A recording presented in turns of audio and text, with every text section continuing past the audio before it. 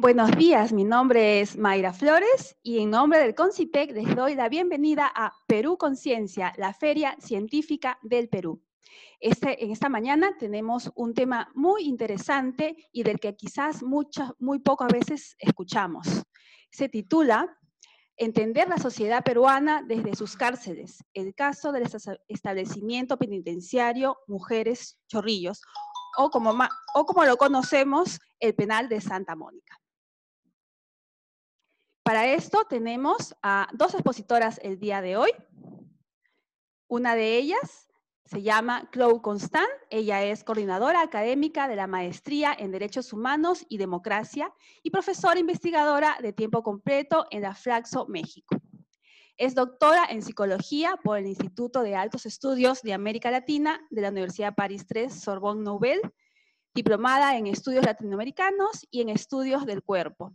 Investigadora asociada del Centro de Estudios Mexicanos y Centroamericanos, CEMCA, miembro de la Red Temática de Estudios Transdisciplinarios sobre el Cuerpo y las Corporalidades, de la Red de Investigación Penitenciaria de las Américas y de la Red Feminismo, Cultura y Poder.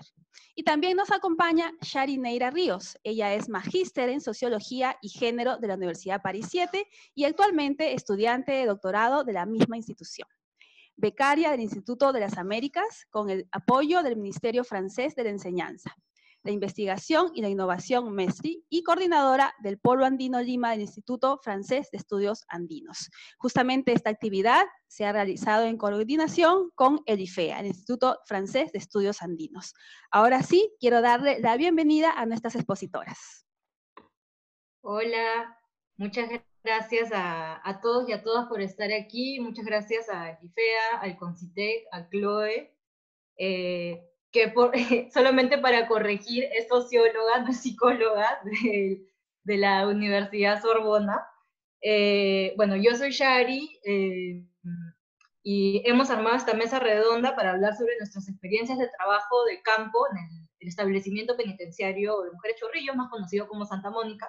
Hablaremos entonces de nuestras metodologías de trabajo usadas durante nuestras investigaciones y de los lazos que encontramos entre el medio carcelario y la sociedad peruana, puesto que proponemos, no solamente nosotras, sino hay muchas autoras y autores que lo proponen, que la cárcel es un espacio privilegiado desde el punto de vista de la investigación para observar la sociedad y en este caso el Perú.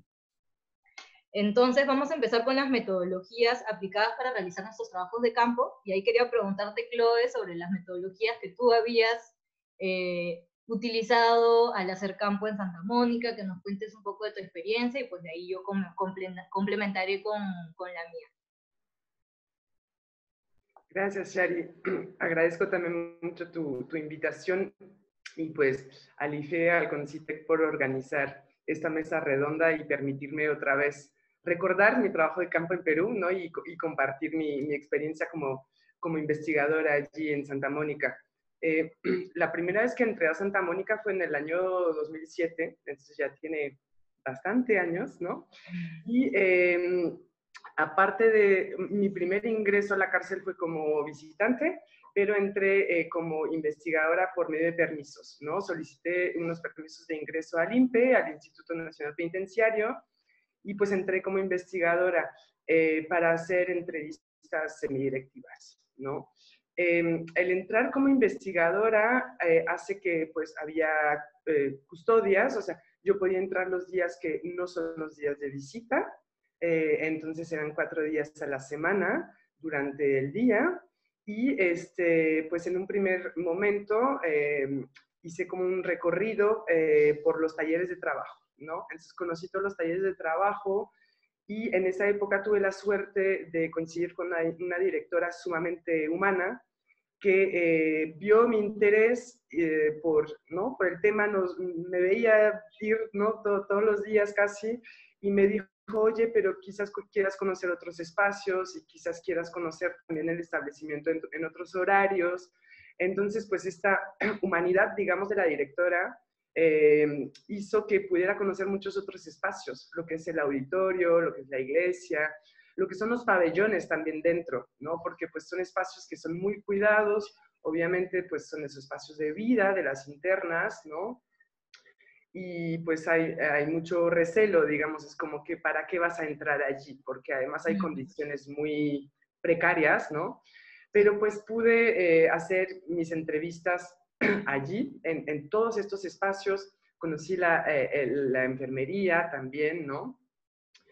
Y pues lo que hice mayormente, durante muchos años después, entré como visitante.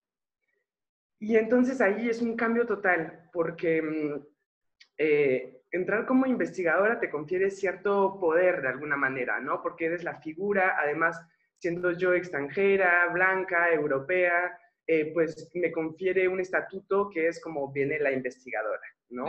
Entonces te confiere cierto poder allí porque es como vienes como alguien de afuera y alguien con este poder del saber, ¿no? De la institución, ¿no? Universitaria y demás.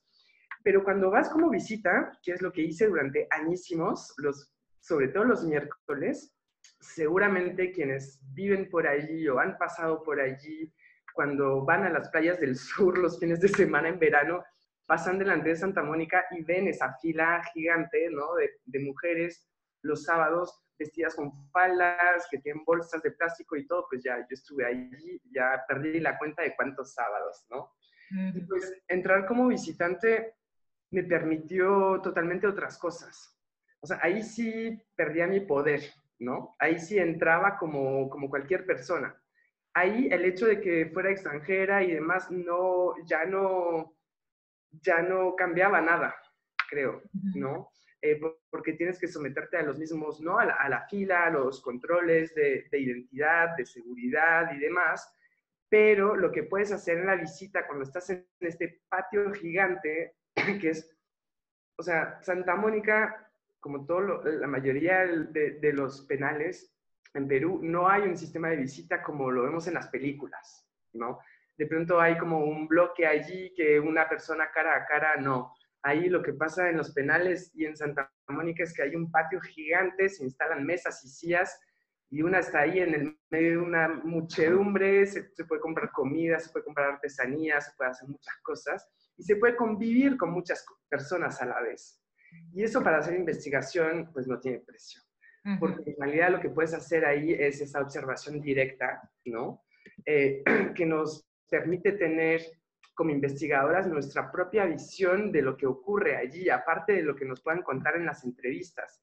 Te pueden contar que los días de visita son así o así, pero cuando estás allí, tú lo ves y con tus propios ojos y entonces te permite interpretarlo, ¿no? De alguna manera, ¿no?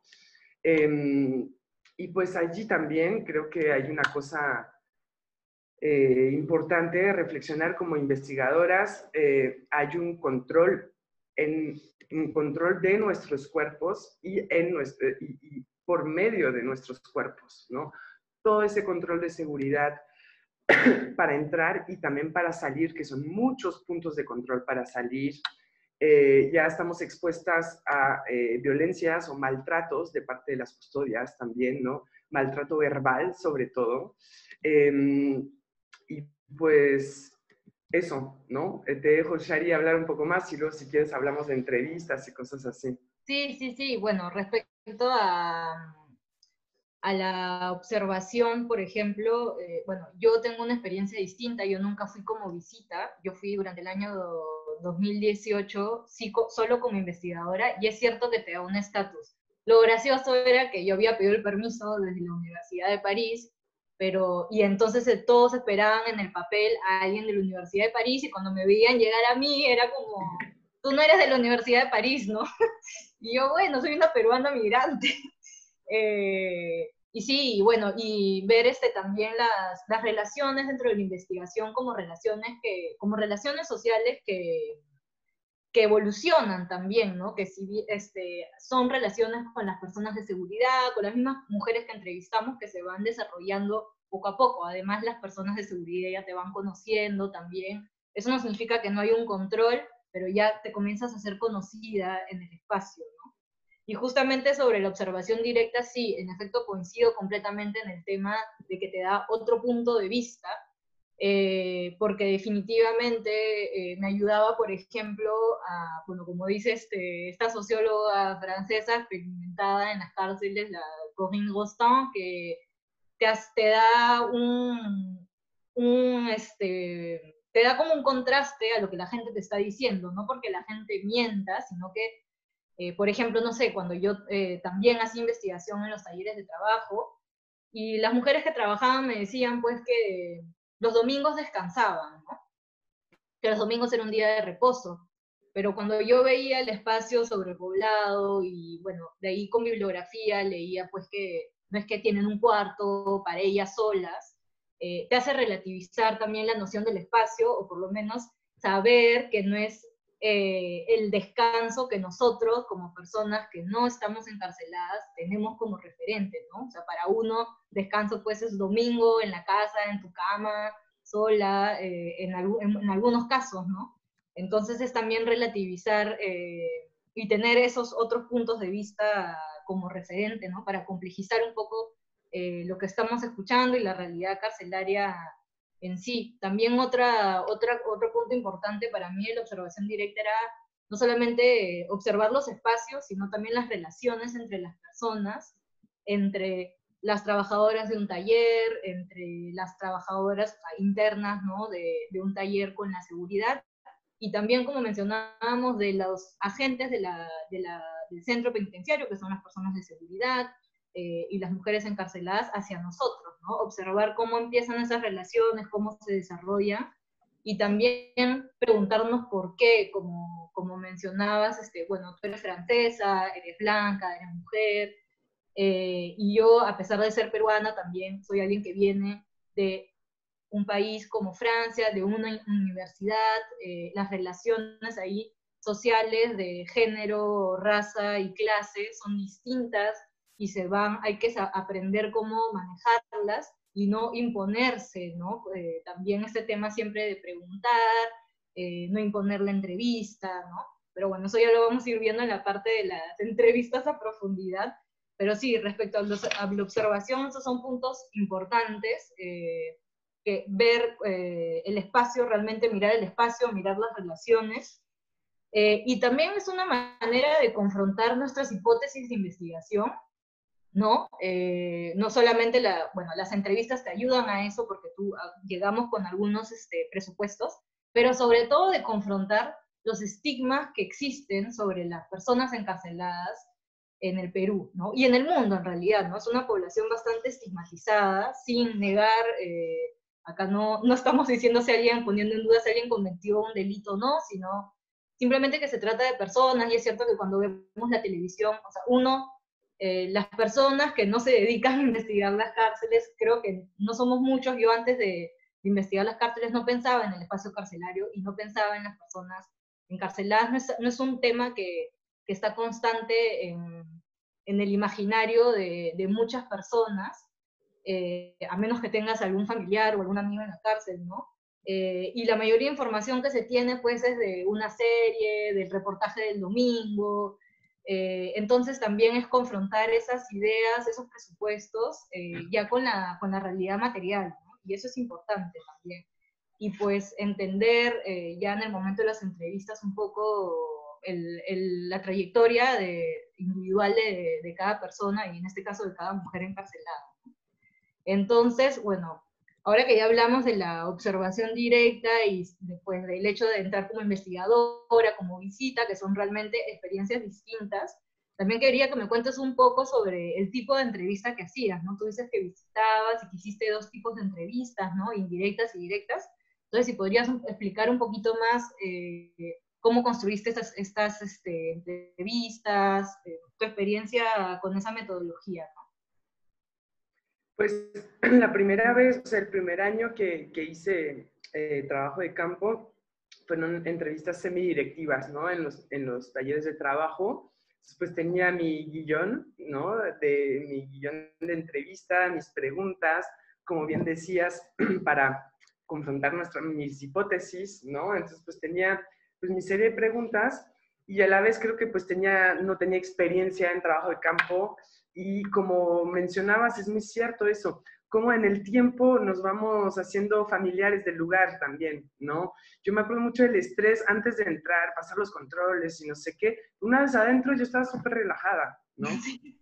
Y pasan los días y entonces toda la gente te conoce, el personal de seguridad, todas las internas ya saben a qué vas, entonces es como que ya hay más confianza. Entre ellas supieron qué quieres saber, más o menos, entonces eventualmente se te acercan un poco más, ¿no? Y eso permite que pues la entrevista fluya también. Creo que el criterio de confianza es un criterio fundamental para poder llegar a hablar de ciertos temas, ¿no? Porque ciertos temas difíciles, ciertos temas dolorosos para las personas con las que trabajamos, pues es muy difícil conseguir esta información nada más llegando diciendo hola, hola, ¿qué tal? Cuéntame, ¿no? El factor tiempo ahí es importante. Y el hecho de que había, o sea, ese método más bien de las entrevistas semidirectivas, había que considerarlo el tiempo. Como decías, no, yo pensaba, estaban trabajando, por más que las encargadas del taller las dejaban, ¿no? Salir para que tuviéramos un espacio confidencial para platicar. En realidad, pues tú piensas, están trabajando, de pronto esa producción la tienen que vender, de eso depende un poco sus ingresos, entonces no les quieres robar tanto tiempo, ¿no? Entonces es como lidiar con ese factor del tiempo en un momento en que están trabajando, eso está un poco relativamente limitante, relativamente, ¿no? Pero esa entrevista semidirectiva de alguna manera es pensar en esa flexibilidad como investigadora también de dejar fluir de alguna manera la palabra de la persona con la que estás para que puedan surgir temas en los que no habías pensado a priori, ¿no? Y es un método que es súper enriquecedor en ese sentido, porque al final salen muchas cosas en las que ni habías pensado y que son súper interesantes y que te dan mucho material de análisis también, ¿no? Y pues nada, luego cuando iba como visita, pues lo que hacía todos esos años fue como reconstruir las historias de vida o las trayectorias de vida de estas mujeres. Y pues ahí es muy útil la entrevista a profundidad. Y justamente la entrevista a profundidad lo que implica son varios encuentros con las personas, ¿no? Porque no puedes conocer toda la vida de una persona y entender muchos matices importantes de su vida para entender cómo llegó a delinquir, para entender cómo, no, para entender muchas cosas. Y entonces, pues ahí ir como visita era idóneo, si podía, sobre todo con las mujeres que tristemente no tenían visita, porque yo iba como visita, entonces yo era su visita, entonces podíamos hablar horas, ¿no? Y entonces allí, igual, desde esa flexibilidad, puedes profundizar temas, ahí sí no tenía tanto límite de tiempo, porque el día de visita puedes estar muchas horas allí, ¿no? Y pues la idea es un poco dejar fluir la palabra, ¿no? Insisto, tener esa flexibilidad en los temas y en los ejes que nosotras pretendemos abordar y más bien no imponer esa jerarquía y decir, a ver, vengo a escucharte también, ¿no? Y eso está muy vinculado con métodos de investigación feministas, ¿no? Que tiene que ver con el compartir, ¿no? Espacios de vida, son métodos pues también socioantropológicos, ¿no? Pero lo feminista en ese sentido es romper un poco la rigidez del formato de la entrevista y poder tratar de estar, porque siempre hay una relación de poder, pero tratar de estar un poco más, de manera más horizontal, en una conversación. Y lo que puede ser una conversación como tal, muchas veces en la investigación los más rígidos van a decir, no, pero eso no es un método de investigación y no sé qué. Por medio de las charlas se aprende muchísimo. Y entonces es eso, es como esa cotidianidad, esa forma de establecer, al final establecer relaciones de amistad también, ¿no? Y eso me permitió saber muchas cosas. Las chicas sabían también quién era yo, o sea, no había sorpresa de que si voy a publicar material o si no sé qué, ¿no? Y pues a partir de esas experiencias, conocer esas historias y esas experiencias de las mujeres, hablé con muchísimas, pero creo que el tema del número no es tan importante en sí, o sea, sí te da material, te da como un abanico de experiencias, de perfiles, etcétera, etcétera, pero como bien dice Mercedes Blanco, una antropóloga mexicana, la vida de una sola persona puede, o la experiencia de una sola persona te puede dar cuenta del contexto. Creo que en el tema que nos convoca hoy, ¿no? En cómo la cárcel puede reflejar de alguna manera la sociedad peruana, eso es muy importante, ¿no? Escuchas a una persona, conoces su experiencia y te dice mucho del contexto, no del contexto carcelario, del contexto en un sentido mucho más amplio, ¿no? Sí, sí, sí, yo también completamente de acuerdo y también escogí la misma metodología, es decir, por un lado de los estudios de género que toman en cuenta las relaciones sociales de género, raza y clase, ¿no? Sobre todo de las teorías de género afroestadounidenses, ¿no? Y ahí pienso a Kimberly Crenshaw, Patricia Hill Collins, también desde una perspectiva decolonial, en la socióloga boliviana Silvia Rivera Cusicanqui, que justamente plantea, ¿no? Esta idea de que no sea sujeto y objeto de investigación, sino que ambas personas puedan ser sujetos y por lo tanto no imponer nuestra maqueta de preguntas, sino que también la persona misma hable y te dé luces también de cosas que nosotras como investigadoras no estábamos considerando, ¿no? Porque claramente nosotras tenemos hipótesis, pero es el terreno el que las confirma o te muestran que nada que ver, que lo que estabas pensando no tenía nada que ver. Y algo interesante, por ejemplo, para mis entrevistas a profundidad fue ahí hablando teóricamente, ¿no? Desde la antropología del género y la sociología del género, fue tomar también las teorías de género de la división sexual del trabajo, que se llama el feminismo materialista, ¿no? En Francia, y que buscan entender cómo las diferencias de género se crean a partir del trabajo. Y eso es algo que fue bastante interesante para mí, porque definitivamente hay una diferenciación de género respecto al trabajo entre las cárceles masculinas y femeninas, ¿no? Por más de que yo no fui a cárceles de hombres, se sabe cuando he investigado qué tipos de trabajo tienen, son distintos, incluso las mismas mujeres, ¿no? Que me decían, que hacían zapatos y que me decían, este taller antes no existía acá, y ahora nosotras hacemos el mismo trabajo que los hombres, ¿no? Y ver pues cómo las cárceles mujeres siguen teniendo estos trabajos de cosmética, tejido, que si bien los pueden apreciar, siguen siendo, o cocina, lavandería, ¿no? Que pues existen desde prácticamente la construcción del sistema penitenciario en Perú y en muchos países, ¿no? Perú no es el único. Pero también este tema me ayudó a hacer justamente el vínculo con la sociedad peruana en general, porque no es solamente el trabajo que hacen estas mujeres dentro de la cárcel al estar encarceladas, sino que el trabajo también, yo les preguntaba por el trabajo que habían hecho antes. Y eso era interesante porque es una manera de entrar y no preguntar por el crimen, para empezar, no empezar por una pregunta que es brusca, que es muy sensible en ese contexto, además que considerando pues que en la jerarquía no solamente hay investigadora, la persona que se está investigando o el contexto que se está investigando, sino simplemente el hecho de ser una persona que puede salir del espacio carcelario y entrar, ¿no? El tema de la libertad. Entonces, por ejemplo, hablar de trabajo fue bastante bonito y triste al mismo tiempo, porque fue bueno porque era algo que las mujeres tenían ganas de contarme, que habían trabajado, y además que lo hacían mientras que trabajaban, ¿no? En un espacio de trabajo, y eso también era interesante, porque a pesar de estar encarceladas, siguen trabajando para enviar dinero a su familia, ¿no? Entonces, este tema de hablar del trabajo, pues, me mostró todo el abanico de trabajos que ellas habían hecho a lo largo de sus vidas y desde muy pequeñas, ¿no? Y que además estaban muy conscientes de los diferentes tipos de trabajo que existen. Es decir, una conciencia de que el trabajo no remunerado, como por ejemplo cuidar a tus hermanos desde que tienes 7 años, es un trabajo.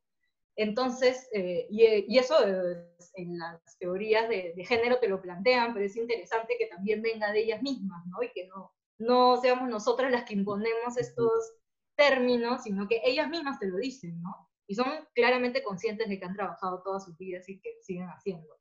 Entonces, esta pista también del trabajo, metodológicamente hablando, tomar estas teorías para desarrollar nuestras entrevistas, pero también para crear el tema y las entrevistas mismas, el tema de las entrevistas y las preguntas de las entrevistas, empezar por cómo te llamas y cuál fue tu primer trabajo, fue bastante enriquecedor, bastante interesante, y es lo que nos permite ahora hacer el vínculo con la realidad peruana, ¿no? Entonces yo quería, simplemente para ponernos un poquito ligeramente teóricas, ¿no? Como ahí pensaba en este tema de Foucault, que ve como cito, la cárcel es un objeto para analizar la sociedad que lo organiza, que la genera y la tolera, ¿no? Entonces, en ese sentido, pues, por ejemplo, las historias de las mujeres encarceladas, bueno, son mujeres que han estado en la sociedad antes, ¿no? Que han estado en la sociedad en libertad, y pues simplemente así pensando, ya le podemos poner ejemplos más concretos, pero si leemos el único censo penitenciario que ha existido gracias, bueno, al INEI, al INPE y al Ministerio de Justicia en el año 2016, se ve claramente, por ejemplo, o sea, nos ayuda a entender también las razones del delito, ¿no? Del crimen. En la mayoría de mis casos eran mujeres que estaban implicadas en el tráfico de drogas, y eso también es importante. El tráfico es un trabajo suplementario a los trabajos que ya tenían, ¿no? Como tú lo llamas, creo que una estrategia de supervivencia, porque en efecto es así, ¿no? Entonces, por ejemplo, cuando vemos estas estadísticas de la población penal entre hombres y mujeres, son las mujeres las que tienen el mayor porcentaje de ser la población sin educación, que es el 4.9%, respecto a los hombres, que es el 2.1%, es prácticamente el doble.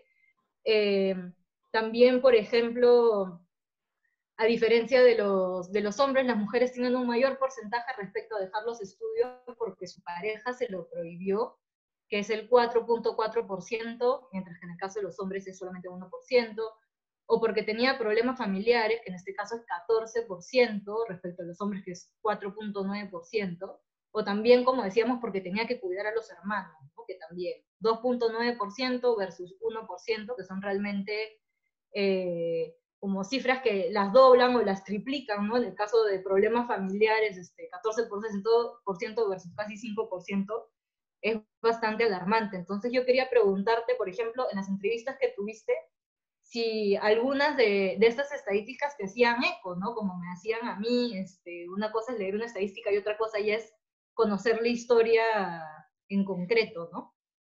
Sí, pues sí, igual, o sea, antes de compartirles algunas historias que hacen sentido en esto, mencionaste el tráfico de drogas, ¿no? Y el tráfico de drogas es un delito generalizado también, ¿no? Estuve volviendo un poco por un texto que me pidieron hace unos meses apenas, volviendo a las estadísticas, ¿no? Que produce el INPE, y tratando de ver cómo había cambiado o no algunas tendencias en comparación con mi trabajo, ¿no? Que acabé pues, en 2013, el trabajo escrito, no el de la cárcel, pero... Y estuve checando y es como, bueno, fuera el aumento general de la población penitenciaria, que es de 219% en los últimos 10 años, o sea, es así alucinante, y es más o menos igual entre hombres y mujeres. Nos podemos preguntar, ¿quién ya de cerca o de lejos no conoce a alguien que está o ha estado en la cárcel? Y si no pasa, es probable que pase, ¿no? Pero el tráfico de drogas es el 18.5% de las personas que están privadas de libertad en el país por este motivo, en todas sus escalas, desde microcomercialización hasta tráfico internacional, ¿no? Pero son los delitos de solamente 16.4% de los hombres y 52.7% de las mujeres. Entonces, volvemos a eso, ¿no? A lo que, o ya regreso sobre lo que decías. ¿Por qué las mujeres trafican droga y a qué escalas, no? Y creo que considerando, o sea, son mujeres que generizadas, ¿no? Que están contratadas de alguna manera en esas escalas de tráfico de droga en cualquier escalafón. ¿Por qué son mujeres? Pues son mujeres también racializadas y empobrecidas. Eso es muy importante, ¿no? En un contexto global donde pues al final las mujeres son la mano de obra más explotable y más barata, y eso el crimen organizado lo sabe, ¿no? Entonces hay promesas de ganancia por medio del tráfico de droga, insisto, a cualquier escala, que son muy atractivas si miramos lo que ganan esas mujeres, sea en el trabajo formal o informal, ¿no? Y pues sí, esas cifras de analfabetismo, de pobreza, que son alarmantes en la población encarcelada. También podemos pensar quién está en la cárcel y por qué, ¿no? Qué tipo de delito y las autoridades, qué tipo de población están en la mira, ¿no? Son estas mujeres, ¿no? Insisto, racializadas, empobrecidas y demás. Pues recurren al tráfico de droga, por ejemplo, como un ingreso complementario, ¿no? Me acuerdo de una mujer que estaba en sus 30s y vendía plátanos en el mercado de Surquillo. Y eso, pero tenía dos hijos pequeños, y no le alcanzaba la venta de plátanos, como madre soltera además, entre comillas, nada más tenía su propio cargo y el de sus hijos, o sea, no tenía padres a cargo y demás, lo que pasa con muchas otras, ¿no? Pero la venta de plátanos en el mercado no le alcanzaba para vivir, ¿no? Entonces empezó a hacer un microtráfico, una microcomercialización, ¿no? A vender a muy pequeña escala para complementar el ingreso de su trabajo en el mercado, ¿no? O como decías, pues lo de las niñas que pues aseguran el cuidado de los hermanos pequeños, ¿no? Apoyan a sus madres, o también a veces las madres ya ni están. Entonces las niñas desde muy pequeñas, ¿no? Como huérfanas, están allí las mayores a cargo de los menores, ¿no? Con o sin madre. Y pues ahí se tiene que buscar la vida también. Entonces hay una socialización muy difícil en no estar en una estructura de cuidado, se vuelven cuidadoras, entonces empiezan a robar y luego son captadas por esas redes, ¿no? De crimen organizado, a ver, puede servir para otras cosas, ¿no? Para robo, para tráfico de drogas, etcétera, ¿no? Y pues sí, como decías, yo creo que muchísimas veces, la gran mayoría de las veces, el tráfico de drogas es una estrategia de supervivencia, ¿no? Para también las madres jóvenes, que eventualmente son madres solteras también, que tienen que enfrentar situaciones de crisis. Y en las situaciones de crisis en general, sea crisis económica, sea cuando hay un terremoto, por ejemplo, todas esas situaciones de crisis, quienes asumen esas responsabilidades de cuidado otra vez son las mujeres. Entonces, he tenido otros casos como mujeres que tenían que enfrentar o hacerse cargo, ver cómo la hacían cuando se enfermaba un familiar, ¿no?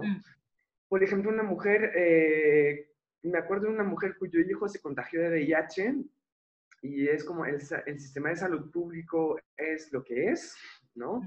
Y entonces, pues ella tenía que ver por conseguir dinero para asegurar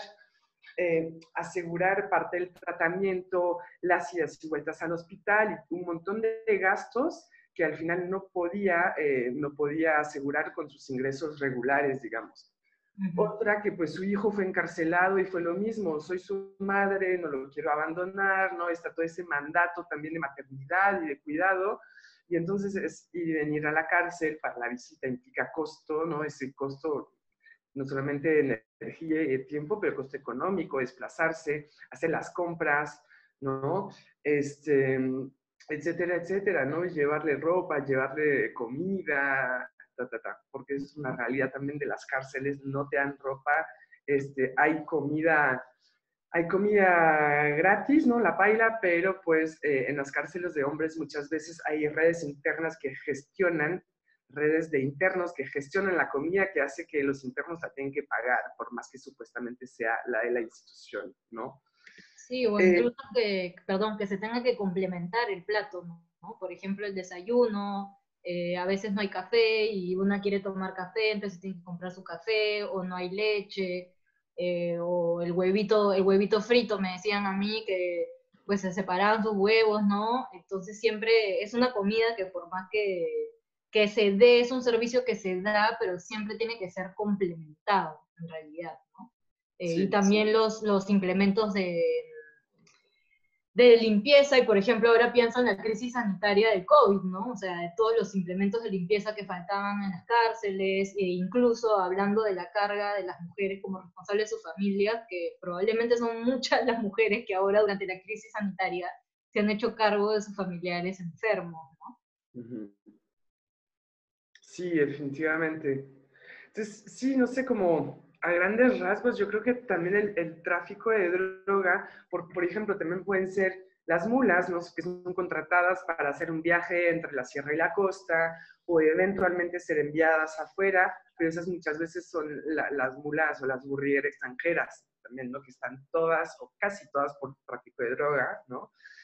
Pero creo, igual, porque en su país se enfrentan desempleo, alzar el precio de las rentas que ya no pueden pagar, entonces se exponen a situaciones de calle, u otras también que, pues, igual que en el Perú, creo que es una realidad, se ha privatizado muchísimo desde los años 90 los sistemas educativos, y eso es válido también para todas estas mujeres peruanas que tienen que asegurar la educación de sus hijos. Uh-huh. Y como, por ejemplo, el ejemplo del VIH que les ponía, es uno entre muchos, porque uno, o sea, hay diabetes, se puede enfermar de muchas cosas, ¿no? Y ahí, pues igual, las madres, las hermanas tienen que asegurar, ¿no? El cuidado, etcétera. Creo que el tráfico de drogas es como una respuesta a esa alta precariedad de la vida frente a realidades que son la privatización de la salud y de la educación que no garantizan un mínimo a la población en realidad. Y además no hay que olvidar que pues Perú es de los primeros países productores de cocaína en el mundo. Entonces es como, y hay una demanda, no hay solamente una demanda afuera, por eso las mulas extranjeras, pero también hay una demanda dentro del país, ¿no? No es que trafican droga porque sí se les ocurre, ¿no? Así de, bueno, porque hay todo un contexto también que permite, digamos, o sea, un contexto que hace que pues sí circula la droga definitivamente, y pues una de las salidas que pueda parecer más fácil también con muchos argumentos de las redes organizadas, de que pues la microcomercialización en tu barrio es lo más fácil. O sea, yo te voy a dejar unos gramos y cuando te toquen la puerta, pues tú entrega tal y cobras tanto y se acabó y te dejo tanto porcentaje. Entonces, desde la facilidad de tu casa aumenta tus ingresos, básicamente, ¿no? Casi es ese también. Justo esto me hace pensar a una entrevista que tuve con una señora encarcelada que me contó que cuando ella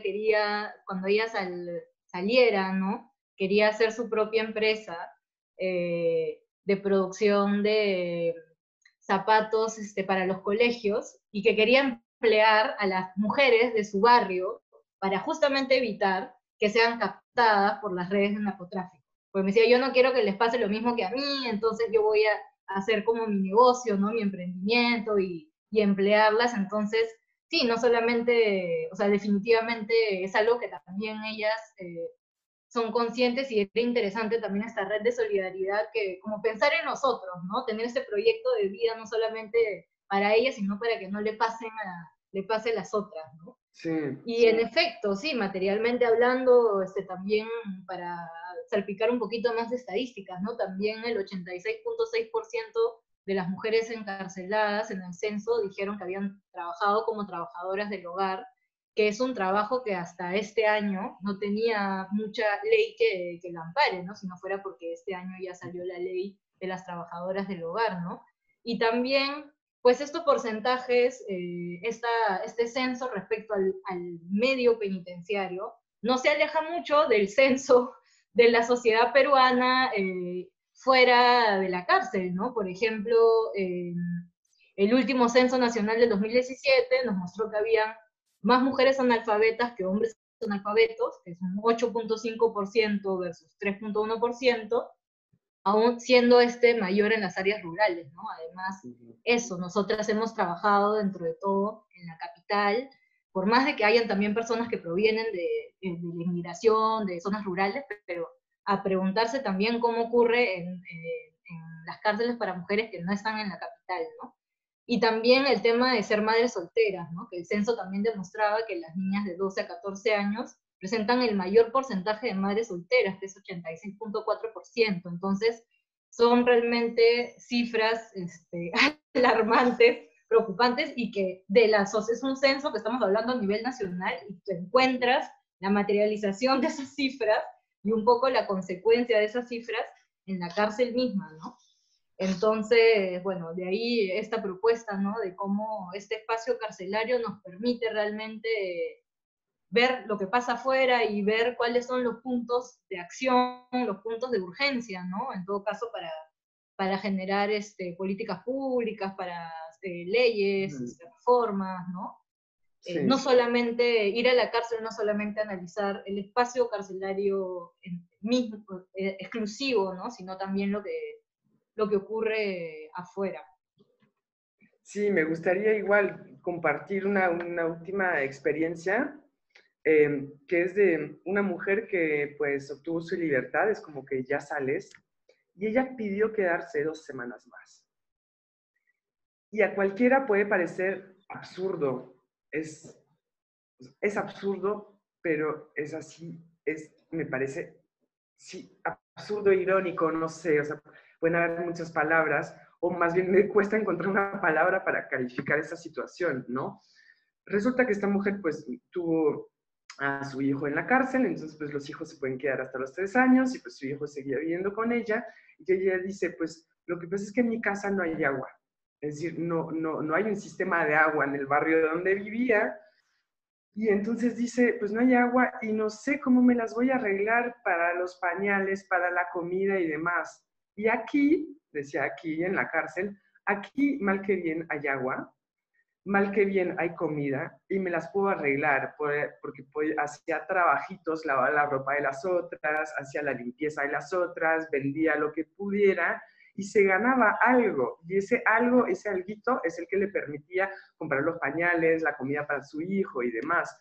Entonces, tener agua y comida asegurada en la cárcel es como esa realidad que eventualmente no hay afuera. Entonces, ¿qué tan mal estamos como sociedad que no podamos asegurar la cobertura de las necesidades básicas de la población y que la cárcel llegue a parecer una realidad más deseable, mejor o más segura para la sobrevivencia que el mundo de afuera? Entonces, ¿para qué sirve la cárcel?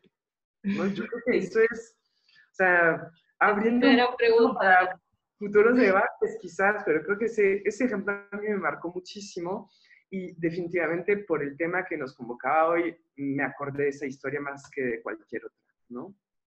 Sí, totalmente de acuerdo contigo. Creo que esa ya es la cúspide, digamos, de los ejemplos y lo que una ve realmente haciendo trabajo de campo en las cárceles, ¿no? Y como decía, estamos hablando de la cárcel más conocida, de la cárcel más visitada, que sale más en los medios. Habría que preguntarse qué es lo que ocurre, cuáles son las historias, ¿no? las trayectorias de personas, de mujeres o hombres encarcelados en cárceles que no estén en la capital también, ¿no?